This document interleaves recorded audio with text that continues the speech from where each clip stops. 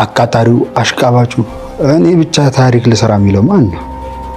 እመነኝ አይሳካልህ። እኔ ደግሞ አግብቻት ነው ማሳየ። ባይን አንተ ደግሞ ይሄንን ሞክር። አንተ ውሻ ከጅብ ይሻላል። ሴት ልጅ ላግዛት ትልም እንዴ? ኧረ ትላለች። እንደውም እኔ ቡና ላፍላ። እማዬ እኔ ቡና በጣም ነው የምትወደው። አይ አባዬ ደግሞ እኔ ቡና ነው የሚወደው። እኔ ነኝ ማፈላ። እሺ ይቅርታ ዝም ስላልኩሽ። እንዴት እህቴ? እሷ እኮ እንግዳ ናት። የሴት እንግዳ የለውም። ችግር የለውም። እናት ያግዝ። የሆነ ግን ልክ ያልሆነ ነገር አለ። ማን? ትሁቴ ጋር ነው? አዎ። አንቺ እንድትች ብለሽ እንዳትጨነቂ። ትሁቴ በጣም የዋህ ልጅ ናት። እሱን ደግሞ በጊዜ ሂደት የምታየው ነው። ግን አንድ ያልተዋጠልኝ ነገር አለ እኮ። ምንድን ነው? ይቺ ትንሽ ልጅ እያሳየች ያለችው ፊት ጥሩ አይደለም። ይሄ ደግሞ ሳገኛቸው የቀረስኩት ቪዲዮ ነው። ትንሽ ማለት ምን ማለት ነው? አንተ ደግሞ እንግዲህ ከወደዳት እኛ ምን ቤት ነን? እባክህ ማስተዋስ እስከምችል ድረስ ትንሽ ታገሰኝ። አመታትም ቢሆን ጠብቅሻለሁ። በሚገባ ሕክምናም ታገኛለሽ። ተመስገንስ?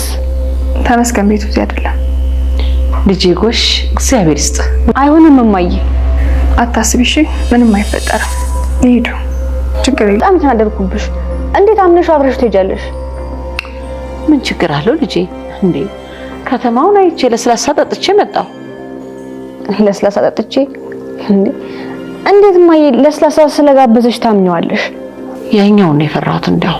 ናቲ ነገሮች እንዳሰቡት ባይሄድለትም ግን አሁንም ድረስ ተስፋ አልቆረጠም ማለት ነው። ተመስገንን ለማሸነፍና እሱን ለማናደድ ወይም ደግሞ ትሁትን ከሱ አፈልቅቆ ለማውጣት አሁንም ድረስ እየጣረ ነው ያለው። ናቲ እንግዲህ የተጓዘበት መንገድ ክፉና መጥፎ ሰው ቢያስብለውም ግን ደግሞ መጨረሻ ላይም ቢሆን ቤተሰቡ እሱ ባልጠበቀውና ባላሰበው መንገድ ተቀላቅለዋል ማለት ነው። የአባዬ ሚስትም እንግዲህ ወደ ቤት መጥታለች። አባዬ ለአመታት ሲጨነቅ ሲያዝንና ሲከፋ የነበረበት ነገር ዛሬ ላይ ደስታ በደስታ አድርጎታል ማለት ነው። ትንሽ ቅር የሚለው የድሮ ማንነቷን ስለማታስታውስ እንደ ልብ እሱን አባዬን እንደ ባለ አምኖ ወይም እንደ ልጇ አባት አድርጎ መቀበል ስለከበዳት ነው እንጂ ቤቱ በሙሉ በደስታና በፍቅር ተሞልቷል ማለት ነው።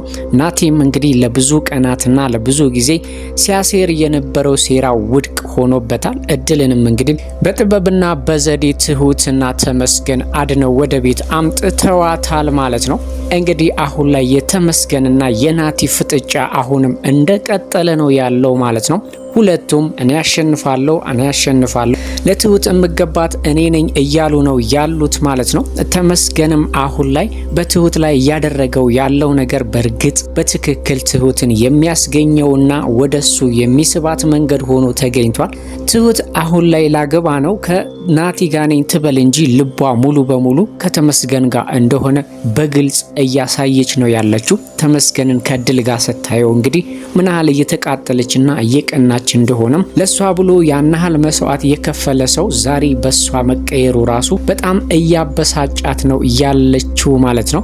እንደዚህ ከሆነ ወይ ደግሞ ተመስገንም ጉዳዩ የገባው ይመስላል። ከሷ ጋር በተቀራረበ ቁጥር ትሁት በጣም እየተበሳጨችና እየተናደደች ነው ያለችው ማለት ነው።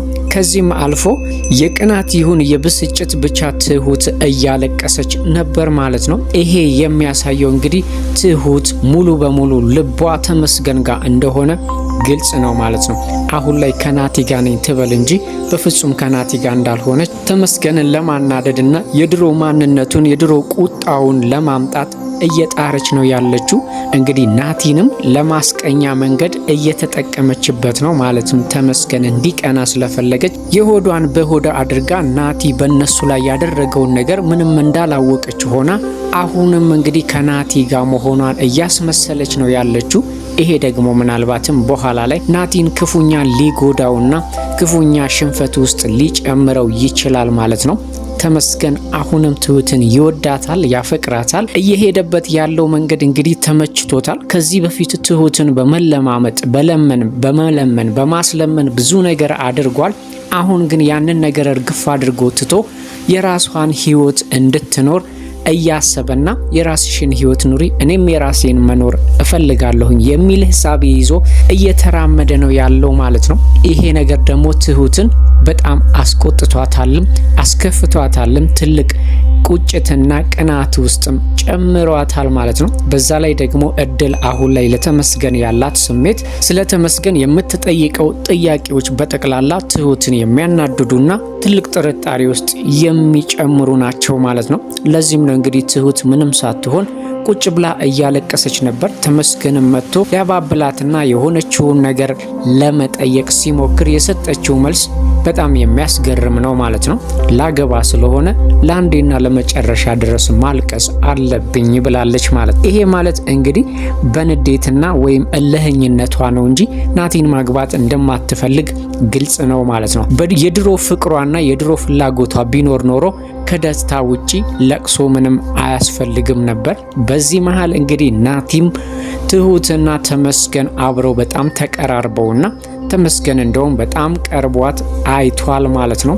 ይሄም ራሱ ለናቲ ትልቅ ጥያቄ ነው የሚሆንበት ማለት ነው። እንደዚህ ተቀራርበው አይቷቸውም አያቅም። ስለዚህ አሁን ላይ እንግዲህ ናቲ ትሁት እያታለለችውና እየሸወደችው እንደሆነ ሊገባው ይችላል ማለት ነው። ናቲ በትሁት እርግጠኛ ሆኖ አሁንም ተመስገንን ለማበሳጨትና እሷ የኔ ብቻ ነች ብሎ እንዲያምን ለማድረግ እየሞከረ ነው ያለው። ተመስገን ደግሞ እርግጠኛ ነው ትሁት የሱ እንደምትሆን መቼም ቢሆን ፈልቅቆ ከእጁ ትሁትን የሱ ሊያደርጋት እንደማይችል ተመስገን ናቲን በተደጋጋሚ እየነገረው ነው። ትሁት አሁን ላይ እንግዲህ የተመስገን ነገር በጣም እየቆጫትና እያበሳጫት ነው ያለው ማለት ነው። አባዬም እንግዲህ ሚስቱ እቤት በመምጣቷ በጣም ደስተኛ ነው። ግን ደግሞ ነገሮችን አለማስታወሳ ሁሉንም እያሳዘናቸውና እያስቆጫቸው ነው ያለው ማለት ነው። ምናልባት ከሕክምና በኋላ እንግዲህ ሁሉንም ነገር ካስታወሰች ምናልባት አባዬ የሚፈልገውን የድሮውን ፍቅሩንና የልጅነት ትዝታውን በሙሉ መልሳ ካገኘች አባዬ ፍጹም ደስተኛ ሊሆን ይችላል ማለት ነው። ናቲ እንግዲህ ሌላ ሀሳብ ባይምሮ ውስጥ እንዳለም ከአባዬ ሚስት ጋር ለመቀራረብና በማንኛውም መንገድ አስፈላጊ ነገር ወይም የምትፈልገው ነገር ካለ እሱን እንድታማክረው እየነገራት ነው ያለው ማለት ነው። ምናልባትም እንግዲህ ናቲና የአባዬ ሚስት በጣም ከተቀራረቡ ምናልባት ናቲ ሌላ ተንኮልና ሌላ ሀሳብ በውስጧ እየጨመረ ቤቱን ሰላም ሊነሳው ይችላል ማለት ነው እንጂ አለበለዛማ ያለ ምክንያት የአባዬን ሚስት እንደዚህ ከሁሉም አስቀድሞ ለመቅረብ አይሞክርም ነበረ። እንግዲህ ደጁን እንድታየው በሚል ሰበብ ወስዶ ለስላሳ ጋብዟታል። ይሄ ደግሞ እድልን በጣም አሳስቧታል ማለት ነው። እድል አሁን ላይ ናቲን ከምንም በላይ ነው የምትፈራው። ትሁት ነገሮችን በሌላ ነገር ትተርጉም እንጂ ናቲን በጣም ስለምትፈራውና በጣም ብዙ ችግሮችን ስላደረሰባት ነው ተመስገንን እየጠየቀችና ተመስገን ከዚህ ቤት እንዳይሄድ እየፈለገች ያለችው። ተመስገን በተቃራኒው ከብዙ ችግሮች ስላስወጣትና ናቲ ደግሞ በተቃራኒው ችግሮች ያደርሱብኛል ብላ ስላሰበች በተደጋጋሚ እንግዲህ ተመስገንን ስትጠይቅ ነበር። ትሁት ደግሞ ተመስገንና እድል ግንኙነት ያላቸው እንዲመስላትና ትልቅ ቅናት ውስጥ እንድትገባ አድርጓታል ማለት ነው። ተመስገንም በርግጥ እድልን በጣም እየቀረባትና ብሎም እንግዲህ ቤተሰቦቿን እንደሚያገኝላት ከቤተሰቦቿም እንደሚያገናኛት ቃል ስለገባላት አሁን ላይ እንግዲህ እድል ለተመስገን እየሰጠች ያለችው ትኩረት ትሁትን በጣም እያበሳጫትና እያስቀናት ነው ያለው ማለት ነው። የእድል ቤተሰቦች እንግዲህ እድል ቢገኙም ባይገኙም ምንም ደንታ አይሰጣትም። ምክንያቱም አሁን ላይ ከአባዬ ሚስት ጋር ያላት ህይወት የእናትና የልጅ ነው ማለት ነው። ባይዋለዱም በፍጹም መለያየት አይፈልጉም። የእድል ቤተሰቦች ከተገኙ ደግሞ እድል ወደ ቤተሰቦቿ መሄዷ የማይቀር ነውና ይሄም የአባዬን ሚስት በጣም አሳስቧታል። አይገኙ ማለት አትችልም። ምክንያቱም ቤተሰቦቿ ልጃችን ሞታለች ብለው ቢያስቡ በህይወት አለች ማለት ነው። ይሄንን ዝም ብሎ መቀመጥ ደግሞ ራስ ወዳድነት እንደሆነ የአባዬ ሚስት እየተናገረች ነው ያለችው ማለት ነው። ምናልባትም እንግዲህ የእድል ቤተሰቦች ለተመስገን በለስ ቀንቶት ቤተሰቦቿ ከተገኙ ሁሉም በደስታ ሊኖሩ ይችላሉ። አሁን ላይ ግን ገና ለገና ቤተሰቦቼ ከተገኙ እኔ ከእናቴ እለያለሁ ብላ ቤተሰቦቿን አለመፈለግ ራስ ወዳድነትና ቂልነት ነው የሚሆነው ማለት ነው። ግን አሁን ላይ እድል እያሰበች ያለችው ያንን ነገር ነው። ቤተሰቦቿ እንዲፈለጉና እንዲገኙ በፍጹም አትፈልግም። ተመስገን ደግሞ ቤተሰቦቿ መገኘት እንዳለበት በተደጋጋሚ እየነገራት ነው ያሉት ማለት ነው። እንግዲህ የእድል ቤተሰቦች ተገኝተው ደስታውን ሙሉ ሊያደርጉት ይችላሉ ማለት ነው። ተመስገን ትሁት ላይ ያላየው ነገር ቢኖር እንግዲህ እሷ አሁን ላይ እሱ በሚያደርገው ነገር እየተበሳጨች እየቀናችና ሌላ ትልቅ ችግር ውስጥ እየገባች እንደሆነ አልገባውም። ምናልባትም እንግዲህ ይህንን ነገር ከተረዳ ሙሉ በሙሉ ለትሁት ትኩረት ሰጥቶ ፍቅራቸውን እንደ አዲስ ሊጀምሩና ናቲን ከመሃላቸው ሊያወጡ ይችላሉ ማለት ነው። ትሁት አሁን ላይ እንግዲህ እያሰበች ያለችው ተመስገን ለምንድነው እንደ በፊቱ የማይለምነኝ የማይለማመጠኝ እያለች ራሷን እየወቀሰች ነው ያለችው። ይሄ ደግሞ የሰው ልጅ ነውና ሁሉ ነገር መሰልቸት የማይቀር ይወዳታል። አሁንም እሷን የሱ ለማድረግ ነው የሚፈልገው። ግን ደግሞ ልመናውና ልምጥምጫው በጣም ስለበዛበት ለጊዜውም ቢሆን ችላ ብሏታል። ምናልባት እንግዲህ አሁን ላይ ያስላቀሳትን ነገር በትክክል ከነገረችውና ካወቀ ሙሉ በሙሉ ትኩረቱን ወደ እሷ ሊያደርግ ይችላል ማለት ነው።